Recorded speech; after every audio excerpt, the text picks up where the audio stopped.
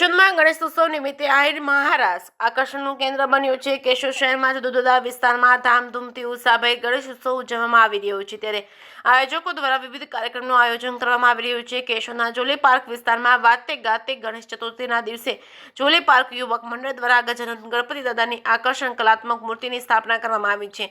જોલી park આયોજિત ગણેશોત્સવમાં દ્વારકા ખાતે યોજાયેલા મહારાસનું આયોજન કરવામાં આવ્યું છે। જોલી પાર્ક વિસ્તારમાં વસવાટ કરતી આહિર સમાજની બહેનો પરંપરાગત વસ્ત્રો દાગીના પહેરી મહારાસનું રિદ્ધિ સિદ્ધિના ગણપતિ દાદાના સાનિધ્યમાં યોજવામાં આવ્યો હતો। જોલી પાર્ક યુવક મંડળ આયોજિત ગણેશોત્સવ નિમિત્તે યોજવામાં આવેલ મહારાસ નિહાળવા આસપાસના રહીશો ઉમટી પડ્યા હતા। કેશોદના જોલી પાર્ક વિસ્તારમાં ગણેશોત્સવમાં દરરોજ બપોરે શિવશક્તિ ગોપી સત્સંગ મંડળ દ્વારા સત્સંગ કરવામાં આવ્યો હતો અને રાધા અષ્ટમીના દિવસે દાન રાસ તેમજ અન્નકૂટનું આયોજન કરવામાં આવ્યું હતું। કેશોદના અમૃતનગર મેઇન રોડ ઉપર છેવાડે આવેલ જોલી પાર્ક સોસાયટીમાં રાત્રે આરતી બાદ વિવિધ સાંસ્કૃતિક કાર્યક્રમનું આયોજન કરવામાં આવ્યું છે। બાળકો માટે વિવિધ પ્રકારના વ્યંજનો સાથે નાસ્તોના અલ્પાહારની વ્યવસ્થા કરવામાં આવી છે। કેશોદના જોલી પાર્ક વિસ્તારમાં યોજાયેલા ગણેશોત્સવથી એકતા અને ભક્તિનું વાતાવરણ સર્જાયું છે। કેસ ન્યૂઝ ગુજરાતી સાથે રાજુ પટિયા, કેશોદ।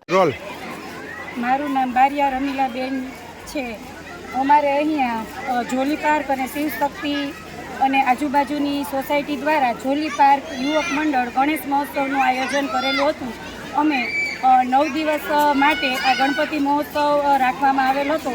આજે આ મહોત્સવનો 8મો દિવસ છે અને આજે બધા બહેનોએ નક્કી કર્યું હતું કે આહિરના ડ્રેસમાં આવી અને મહારાસ કરવો, તો આજે અમે બધા બહેનો આહિરના ટ્રેડિશનલ ડ્રેસમાં આવેલા અને ખૂબ સરસ રીતે મહારાસની ઉજવણી કરી અને રોજે રોજ અમે બધા બહેનોએ અને ભાઈઓએ તેમજ બાળકોએ ખૂબ જ મજા કરી અને આનંદ અનુભવ્યો।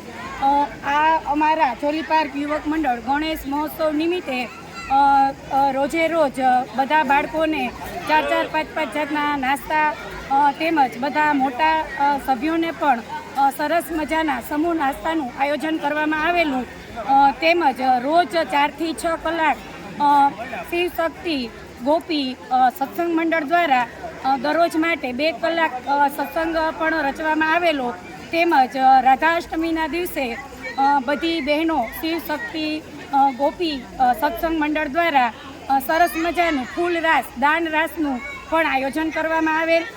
તેમજ કાલે એટલે કે ગણપતિ મહોત્સવના 7મા દિવસે બધી બહેનો મહિલા મંડળ દ્વારા 56 ભોગના કાર્યક્રમનું પણ ખૂબ સુંદર આયોજન કરવામાં આવેલું અને આ આયોજનમાં બધાને ખૂબ જ મજા આવી। તેમજ સફળ રીતે અમે અમારો 56 ભોગ કાર્યક્રમ પૂર્ણ કરેલ અને કાલે 9મો દિવસ એટલે કે ગણપતિ વિસર્જનનો દિવસ છે। અમે આજુબાજુની સોસાયટીના બધા ભાઈઓ તથા બહેનો અને બાળકો બધા મળી અને પ્રેમથી ગણપતિ વિસર્જન કરવા જશું। આભાર।